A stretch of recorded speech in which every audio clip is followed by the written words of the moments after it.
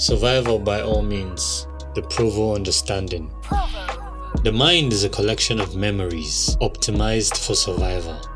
From a toddler yet to know not to put their hand in the fire, we have developed higher levels of consciousness, enabling us to survive, navigate, and thrive. Some lavishly soaring, the majority barely getting by.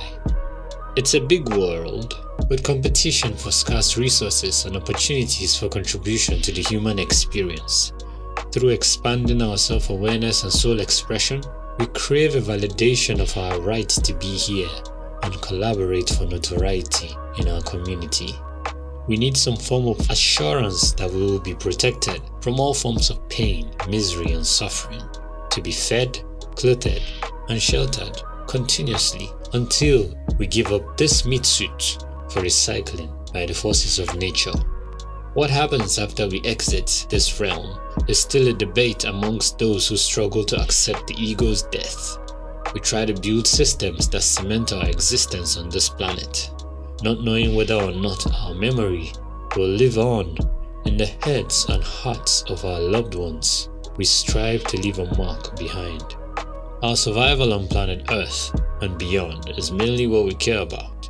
This attachment to our self-identity could be healthy when we care about the survival of other souls we meet along our journey, shining our light and spending our energy in service for the greater good. But when we put our survival on a level of importance that threatens that of our neighbors, strangers, family, and friends, we become selfish and compromised. We become drones, programmed to carry out the capitalistic agendas of enslaving mankind to silver and gold. When a money-making venture matures, it takes a life of its own, most times shocking the founders. Who would have thought such a passion could become a pain on a world stage of many interests? When the cake is baked, forks inevitably appear. Family and business, God help us. The stories we hear about what money does to families and friends will always amaze us. The nature of man is one of survival by all means. This is evident in the ways we interact and transact in our daily lives. Self-preservation extends beyond seeking basic survival needs. Social standing is also a key factor. Once our position in the social hierarchy elevates, we are pressured to maintain this level or rise higher. Our ego gets hurt when we feel disrespected for not meeting expectations. This pressure creates a quiet desperation to raise the stakes. We begin to look for ways to increase our estate, sometimes to the detriment of others around us. Other animals also exhibit this survival by all means program. You see the food chain being respected. This shows up in the way all consciousness organizes itself. You are occupied with either trying to eat or not get eaten. This is ingrained in the DNA of living things. Evolution, it is called. So how do we ensure we don't fall to the level of unconscious animals?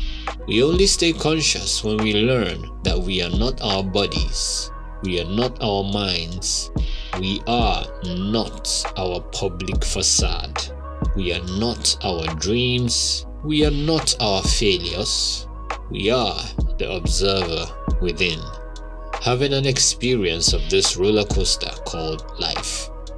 You see unconsciousness online in many forms. Videos, comment sections, and crazy stories remind us of our fallible nature. People being people, no exceptions to the rule. From cheaters caught in the act and denying that it wasn't what it looked like, to business partners doing the unthinkable to one another. When caught in an unsavory act, the natural but unconscious reaction is to lie, gaslight, and become defensive. The idea is to shift the goalpost so far that the VAR is invalidated. Our brains go into overdrive trying to prove our innocence, even though it would have been easier to confess and seek forgiveness. Tell us in the comments, what have you experienced as a symptom of the survival by all means DNA? We have all done something outrageous before. Mine goes back to my earliest memories as far back as 6 years old.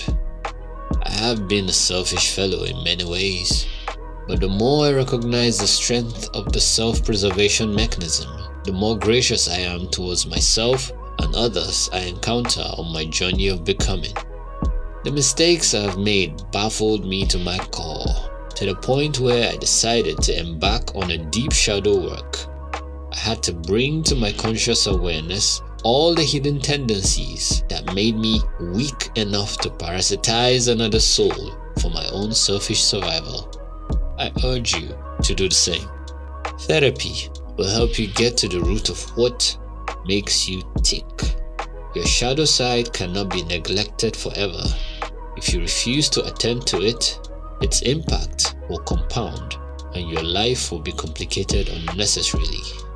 Read the right books, make the right friends, and become your highest version by pruning away all unwanted elements you find in your being. See you in the comments.